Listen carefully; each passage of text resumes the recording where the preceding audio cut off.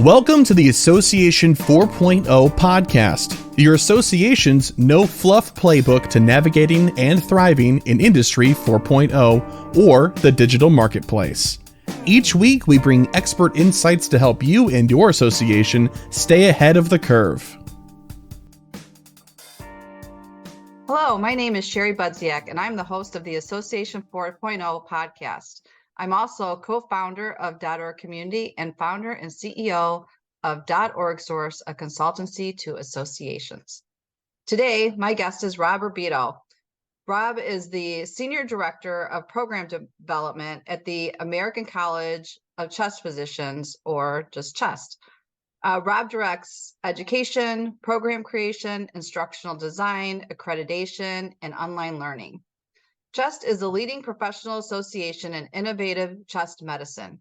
The organization advances the best health outcomes for patients with lung disease through education, advocacy, research, and philanthropy.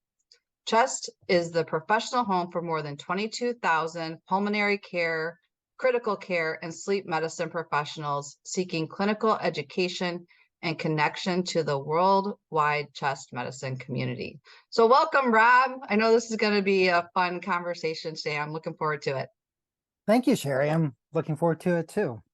So thanks for joining me. Why don't you tell our audience about CHEST and your responsibilities, and maybe a little bit of background about your professional journey? Yeah, CHEST is, as you more than adequately described, is an organization focused on education, research, advocacy, and chest medicine. I've worked for CHEST for 14 years, but I didn't start out in medical education. I actually graduated with a theater degree, worked in Chicago for a number of years, directing, set designing in my studio apartment, and acting in theater, and then just by accident, while temping at Northwestern, landed a full-time job in the residency program in anesthesiology in the Northwestern Medical Association. So, and then have been working in medical education for the last 20 years. Yeah, that's great. I know I have friends that their kids have graduated. They haven't determined kind of their paths, but they're like, well, my degree's in X, Y, or Z. And I'm like, we'll find you a job in association management. I promise you. So anyway, so Robb, I want to talk to you a little bit about, kind of the shift that the pandemic brought in perspective on professional development. And I guess what changes are you seeing, and what are learners, are they asking for things differently now? And I guess how is CHEST kind of adapting these days?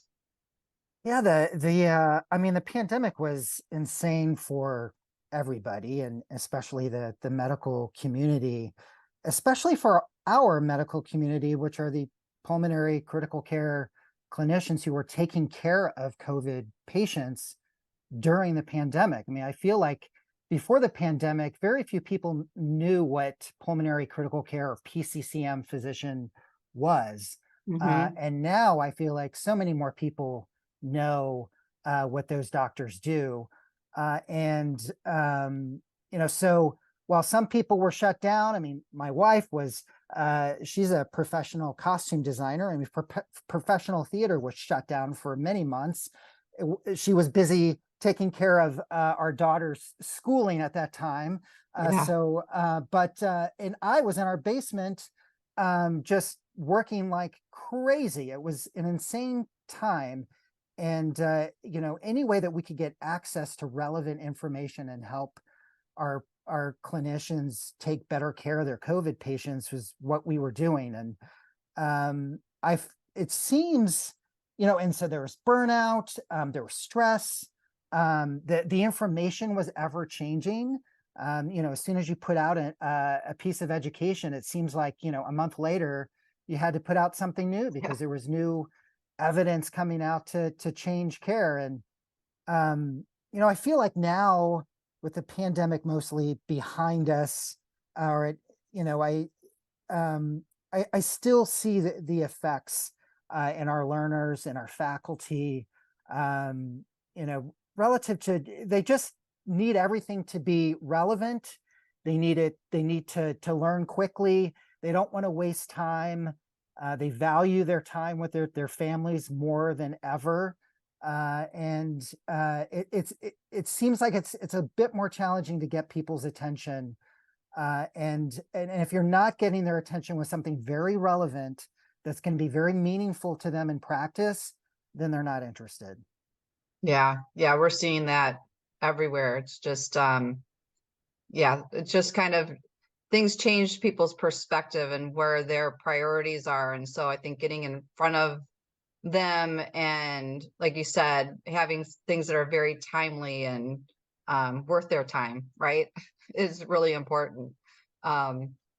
So, a different topic I'm just curious to ask you about. I've got a couple AI presentations coming up, and I guess I'm trying to become the expert of the unknown. So we're all talking about AI. I can imagine that there's an important role for AI in the learning environment. So are you seeing any trends on the horizon? It's so fascinating, and the information is just coming at us so quickly. As Yeah. soon as you click on one AI article, all of a sudden you have 100 in your feed, and it feels like there's always something new to learn about what AI can and can't do for you.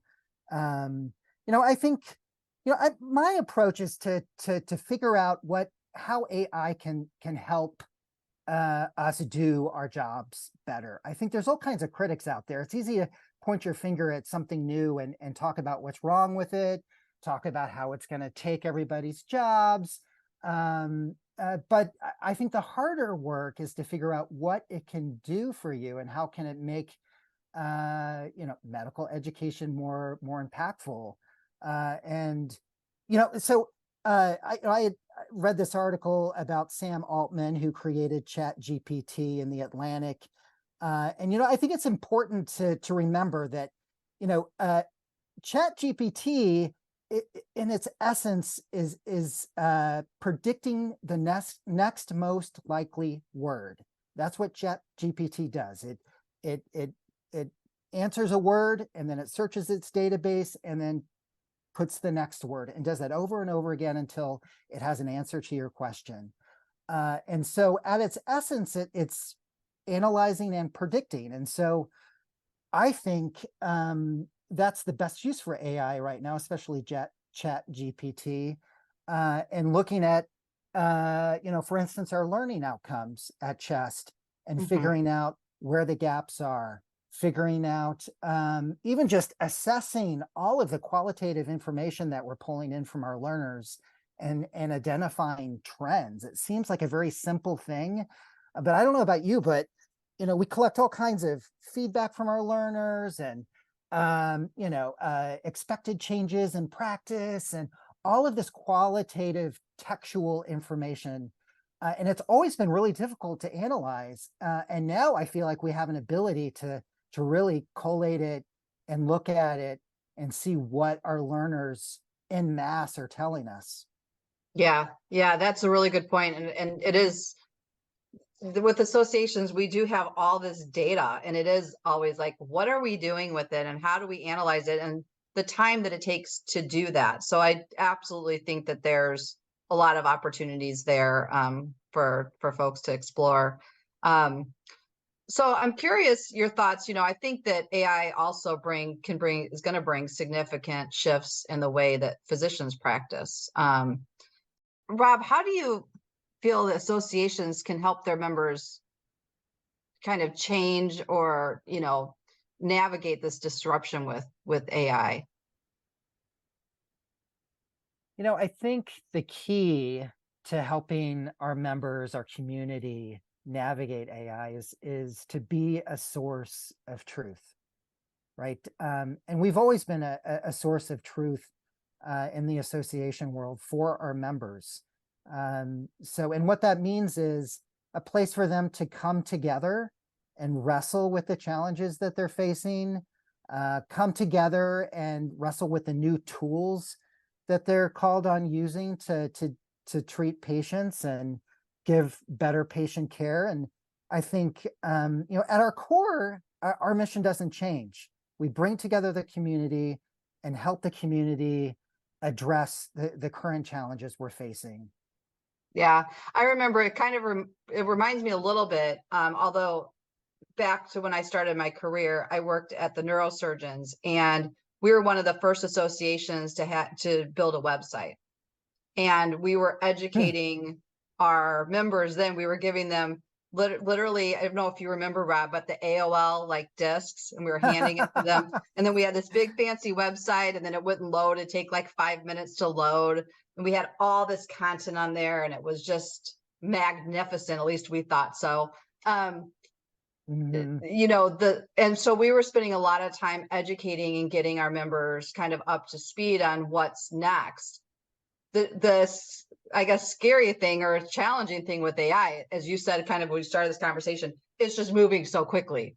Like we had like 2 years to build a website. Like we had all this time. And now, like, I was saying the other day, I was like, the AI tools that I bought a few months ago, there's other ones that'll leapfrog them. And so it's constantly, being, better and better and better technology. So I think it'll be challenging for the associations and the staff to like stay on top of that to end up helping its members. But I think the promising thing or the exciting thing is, we hear about, you mentioned too about like taking jobs. Well, we also hear there's not enough people in the healthcare field. So how are we going to be able to utilize those tools so they can do their jobs easier and better?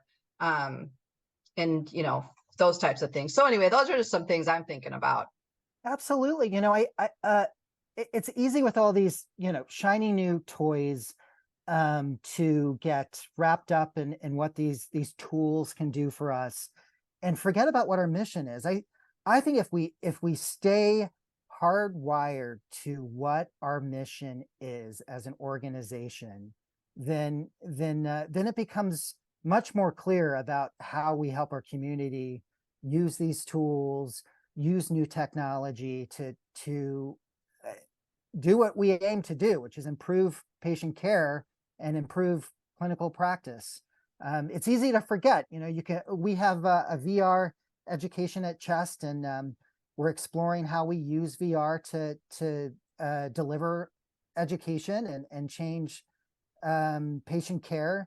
But it's difficult, right? Because you jump into VR and you're just amazed by the technology and the environment. And there's a lot of naysayers that say, oh, this is just, it's for gamers and it's just for fun. It's not going to show you how to hold a bronchoscopy scope and navigate someone's lungs, right? So, but there are things that it can help you do.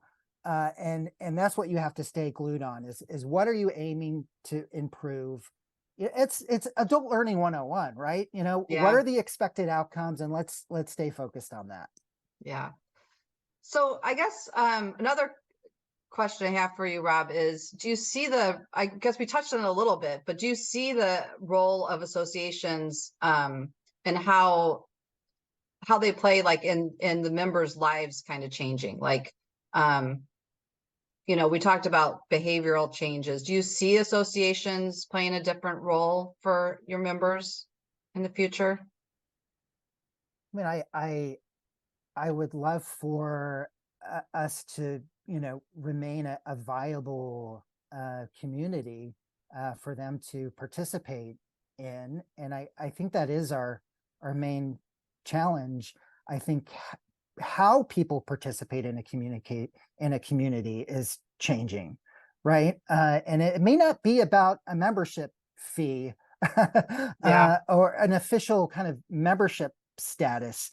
It may change. At Chest, we're not just looking at the number of our members, we're looking at the number of people in our chest medicine community and how do we engage with them, and how do we help them engage with each other, and how do we get it out of the way of that? I think that's where associations, that is the dance that we dance. It's how do we provide meaningful information how do we help them move effectively along their career path, but at the same time, not get in the way of them interacting with each other and creating things that we never expected to be created. That, I mean, that's the key. And I don't think, that work really hasn't changed. I think we were doing that 10 years ago as associations, and we need to continue working that way. Yeah. And I think everybody's needs are different. I used the example, I gave a presentation a few weeks ago, and I said, I I, I became a member of, which I said I was never going to do, but I did. I became a member of AARP. I was going to be like, I am not doing that. But then there was this really great discount at the hotel. And so that I was booking. And so I was like, all right, well, now and of course, AARP dues are cheap. And so I was like, all right, I'll join for the 3 years. And then now they send me things and I'm like, all right, I mean, I'll never be on a committee. Well, I shouldn't say never. Every time I say something like that, it bites me. But I have no intention on being engaged. So when we talk about engagement, but I'm happy that they're sending me services and products and things that they do, and I have interest, right? So you've got folks like that, and then you've got the ones that are want to be really engaged and maybe are extroverts and want to engage. And so, as you said, I don't think any of that has changed. I think society obviously has changed a bit, so it'll be interesting just to see how we evolve as, I guess, people and associations over the next 5 years. It's fascinating, and I think, people still crave community. And I think at its core, that's what we're offering as an association. And we just have to, evolve as far as what does community mean? And, you're describing your experience with AARP, and you're kind of on the periphery, taking care of taking advantage of a few benefits, but you're in the community. And I think as associations, we need to recognize that not every, we need members who are engaged and participating and coming to our events and engaging in our education. But equally important is the person who maybe just, took one piece of information a year ago from CHEST but that's having an impact on them and they remember it. And maybe they will come back at some point and dive a little deeper with us. They're just as viable as a community member as the person we see every week at headquarters. Right. So Rob, I had noticed on your LinkedIn that you talk about like the importance of relevance in education. Talk to me a little bit more about that. Yeah, I just recently got my master's in education and adult learning. One of the models we studied in our program was the ARCS model, which is it was developed by John Keller, and it's just a way of looking at education design. And ARC stands for attention, relevance, confidence, and satisfaction. And in that order is really kind of the journey of learning design. It occurs, and relevance has really jumped out at me. We can identify a really key gap that needs to be addressed in medical education. But if our learners don't see that as relevant to their practice or relevant to their world, then they're not going to be interested in learning, addressing that gap. Addressing the gap isn't the end all be all. I really feel like relevance is. No one is going to show up for your program if they don't see a direct link back to their lives, to their practice, to their work. And I don't know that we spend enough time focused on relevance. We're eager to change outcomes. We're eager to identify programs solving issues. But are we spending enough time showing learners the relevance of what we're trying to do? And if we're not, no one's going to be there. So yeah. you can build it. It's I guess it's the notion that you can build it and they won't come. So how do you build it and ensure that they will come? You have to communicate relevance in some way. Yeah, that's a great point and great thoughts, Rob. So I guess to kind of wrap it up today, I have one last question. So I think, association careers will undoubtedly change along with other industries. I've been thinking about this a lot lately, is what does association's career going to look like in the future? I talked a little bit about, we're exploring AI and what does that mean? So I guess what advice do you have for your colleagues to kind of help them succeed as we're looking to the future here? Oh my goodness. I feel like I have more to learn from my colleagues than I could ever teach them. But, the one thing that's top of mind for me is the value of collaboration, the value of partnership, the power of this discussion we're having today. As associations become more business minded, and I think it's easy to, we tend to see each other as competitors more than partners. And I especially with everything happening in the world today, coming at us a million miles an hour, we are stronger if we're working together. We're stronger if we're talking to each other. We're stronger if we're leveraging each other's superpowers to solve the problems in today. And so I guess that's my advice to myself, and would be, what I would want from others is partnership rather than competition. Yeah, absolutely. I recently had a conversation with some folks too that are other associations that are partnering with industry, that are collaborating with what I would have considered competitive organizations, but they've figured out a way to make that work. And I do think that there's a lot more opportunity in that. It's hard to get our boards to wrap their heads around that sometimes, but I definitely do think there's a lot of opportunity. And I also think, like, I was obviously, that, that's why we brought together .org community, because there was so much opportunity. I'd be talking, say, to you, and you're like, oh, do you know somebody who does X, Y, and Z? And I'm like, yeah, you need to talk to them. Like, I'm not the expert in all of these things, but I've got the connections, and making really those connections count. And I think it's hard today because we are at least part-time remote, or a lot of people are full-time remote, and you're losing, I think, that connectivity, not only in the office, and then people are also like, okay, well, I have to leave my house today, and it takes a lot of extra effort. I even said the other day, I'm like, I have to start like getting out and like being intentional about those connections, and obviously I have the podcast, which is great because I can force myself to be able to talk to people that I haven't talked to for a while.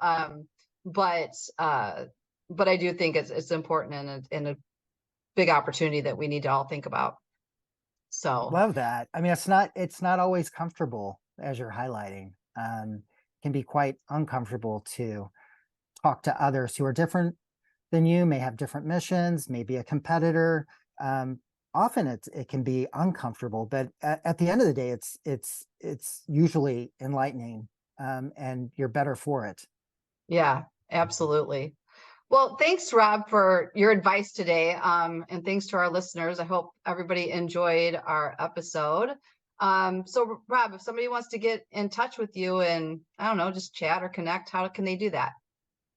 The perfect places on LinkedIn, at Robb Rabito, or they can reach me at robhere@gmail.com. Great. Well, thanks so much for your time today, Rob. It was great talking with you. Hope to see you soon. Thank you.